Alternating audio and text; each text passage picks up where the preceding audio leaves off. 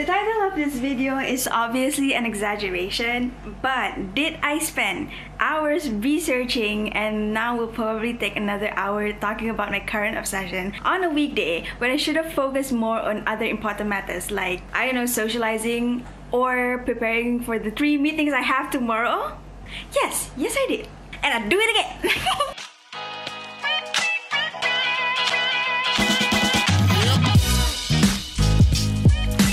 I'm so excited for today's video. I have quite a few lists of K-dramas that I want to share with you guys. There are no specific ranking to the list that I'm about to show you, so I'm just gonna list it down according to their released year. Before I start the video, I feel like you guys should know that I've been on and off when it comes to watching K-dramas or liking K-pop for that matter, so I don't have like that broad range of K-dramas that I watch. I know some of you guys have been watching K-dramas since like you were a baby, I don't know. I have to put this out there in case any of y'all hardcore K-drama fans come at me and start calling me basic for liking what I like and then make me question my taste for the rest of my life. Okay, let's start.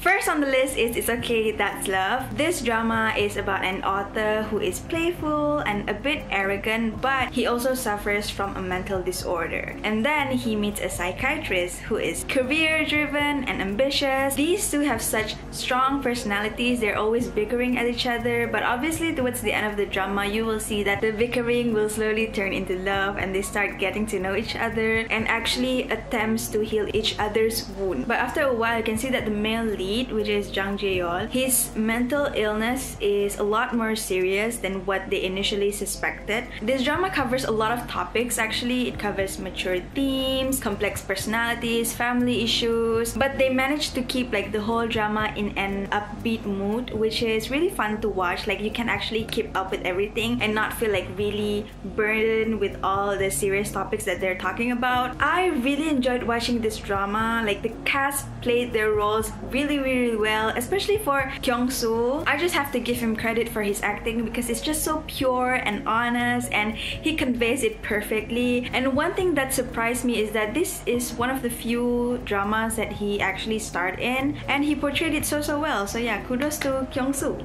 Okay, next in line is Mask. I think this is one of the first K-melodramas that I watched that I really enjoyed. It is definitely not the kind of drama that is light and doesn't have much of a cute love story to it. So if you're looking for that, this is not it. Mask is about a family who accepts a new daughter-in-law for the purpose of strengthening business or government connections, basically for business lah, the marriage. And then everything started to become more complicated when Seon-ha died in a car accident, and then the villain in the drama hired a doppelganger, which is Byung Ji-suk, to become Seon-ha. These two women live very different lives. Ji-suk obviously had a hard time adjusting, especially when she got married to the man of the family, which is Min-woo. I remember watching this drama back in college with my roommate. We're both just so impressed at how smart the villain is. He is always one step, maybe like 2 steps ahead of the main leads. At some point, I didn't think Ji-suk was gonna survive. So recently I started watching 2 Days One Night, right? And I was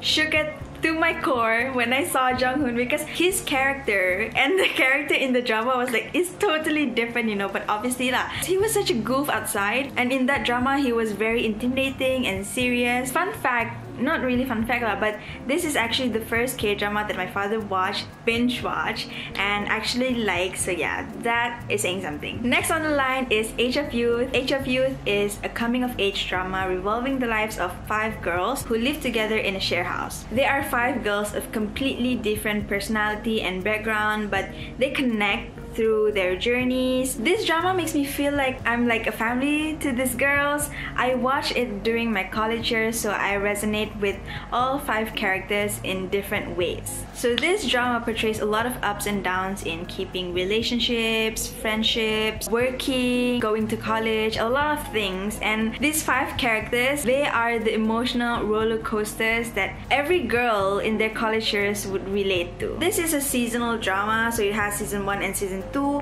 I personally like both seasons, even though some people say that the first season is better. Well, I understand why lah, they say that. The only thing I don't like about the second season is that they changed the actor for this main lead. It gives off a different vibe if you understand what I mean.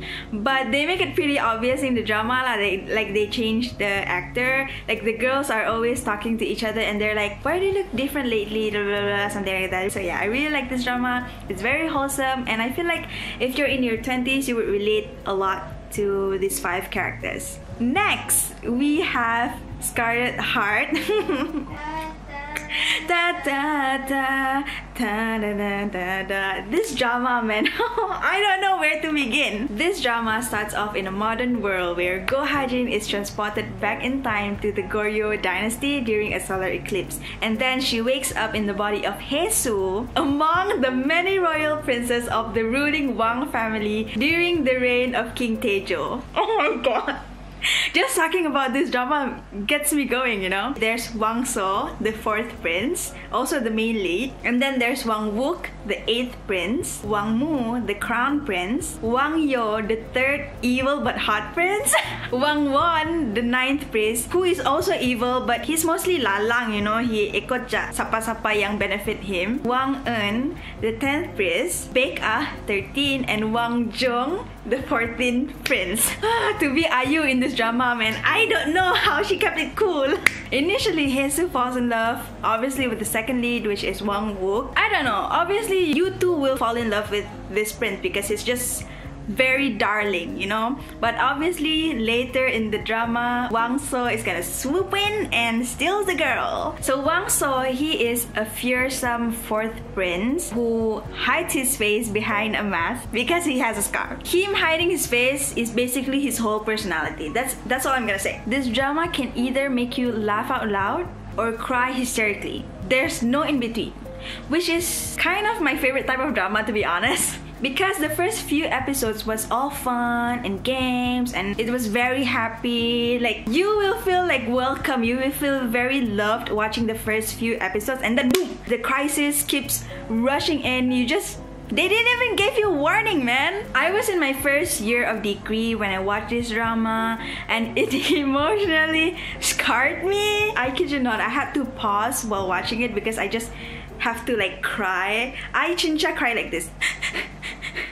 The cast played their roles beautifully. The chemistry, not only between the lead actors, like the lead actors obviously have amazing chemistry, but between the leads and also the supporting characters, they just clicked, you know. I love the relationship they showed between Hae-soo and the characters of the different princes. Everyone had a special connection with Hae-soo and all of them loved her and cared for her, which is really adorable to watch and very heartwarming, especially the birthday scene. I really love that scene. Their OST also deserves a mention because all of the OSTs are really good. All of them made me feel emotionally scarred till this very day. Next, we have Goblin.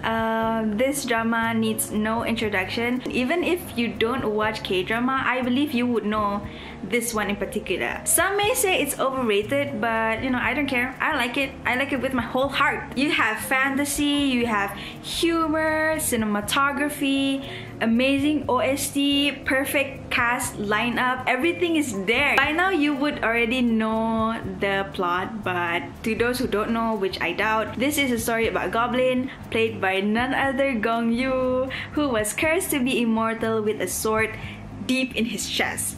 The only way he can proceed to the next life, aka die, is when his bride pulls this sword out of his chest. And his bride, Ji Eun-tak, is just lovable and sweet, and they just complement each other so well. And not only that, I think everyone who watches this drama will definitely fall in love with the second leads as well, but their love story is tragic. This drama is just overall beautiful. The storyline is amazing. It's just one of the dramas that you really have to watch. This is also one of the dramas that I watched and I had to pause for a solid 15 minutes to let myself cry and feel all these emotions in me. So if you're looking to laugh, cry, be amazed at the same time, this is obviously the drama for you. And now we go to the more recent ones, which is from last year. We have Hospital Playlist. I love this drama so much. I legit watched it twice. The second time right after the first time I finished it,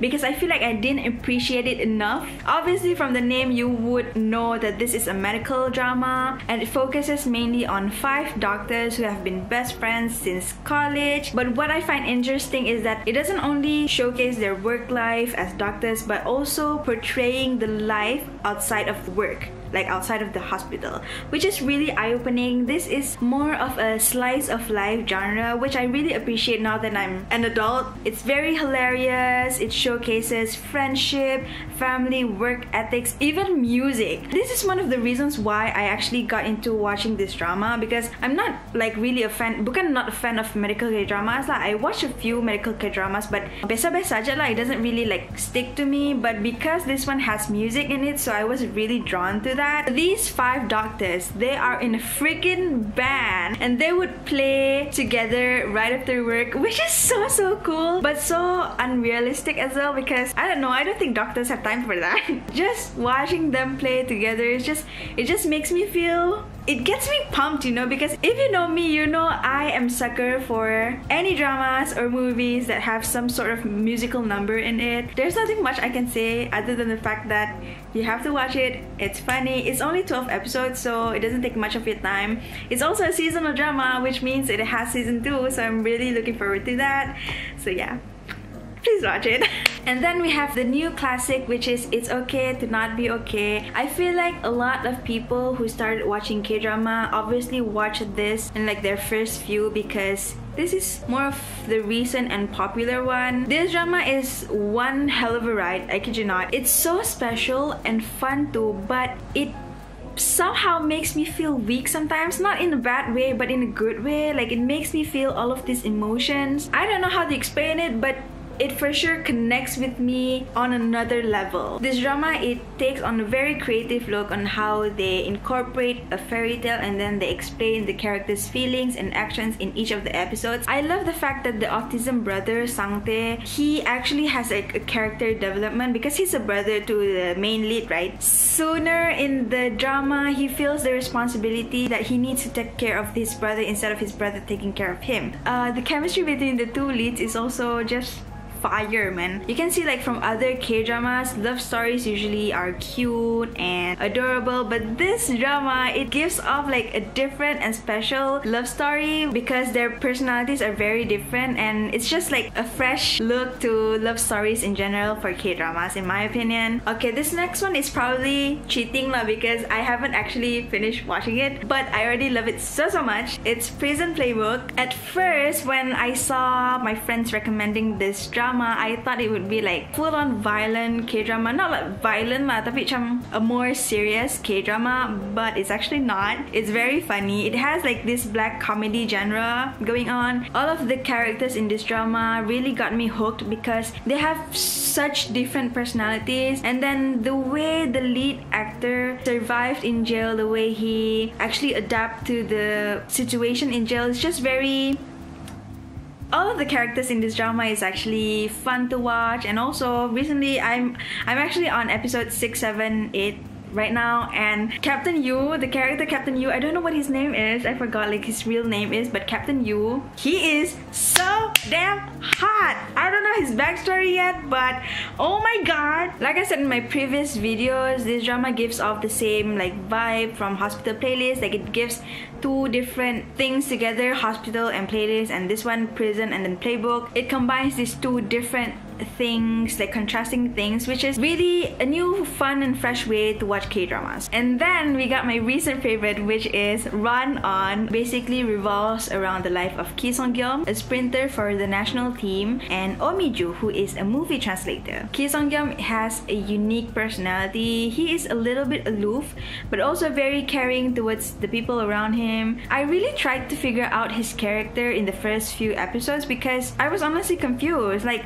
why is he like this? Because he doesn't get along with people very well. Not because he's bad or anything. He's just pretty straightforward in what he says, and some people find him boring. Oh Mi-ju obviously plays a big role in helping him grow, especially in terms of self-love. Male characters in K-dramas don't usually show like this vulnerability, and the way they showed him as the character that's more vulnerable compared to the female character is just very refreshing, and I really appreciate that. Especially in this drama, the female characters, both first lead and second lead, are just Boss Babes. I have a huge crush on the second lead, Sodana.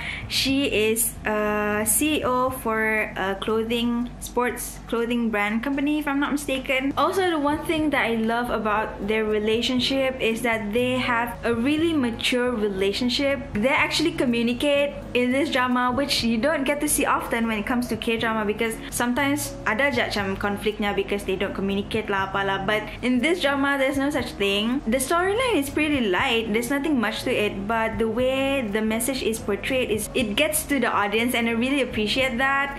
And last but not least, I have to give this one to SHOUTOUT. Not because I like the drama, to be very honest. The reason why I mentioned SHOUTOUT is because this drama literally changed my life. It introduced me to Kim Sun-ho. About the drama, it's not that I don't like it, it's just that I feel like there's so much potential wasted just because they focus too much on the love triangle. So many things you can put into the drama, but they didn't put it in. I don't know lah, kata kuja. The only reason I put this in the list is because it introduced me to Kim Sun-ho and I never looked back. Yep.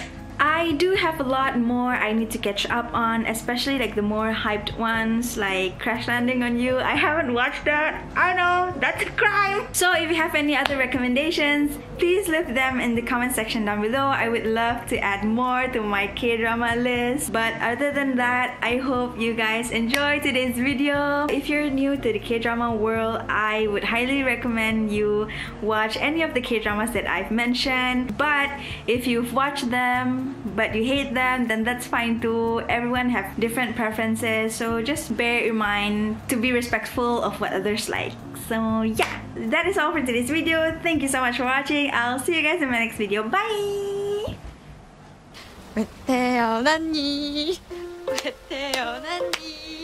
이렇게 못생기게 왜 태어났니? 왜 태어났니? 왜 태어났니? 왜 태어났니? 왜 태어났니? 이렇게 못생기게 왜 태어났니?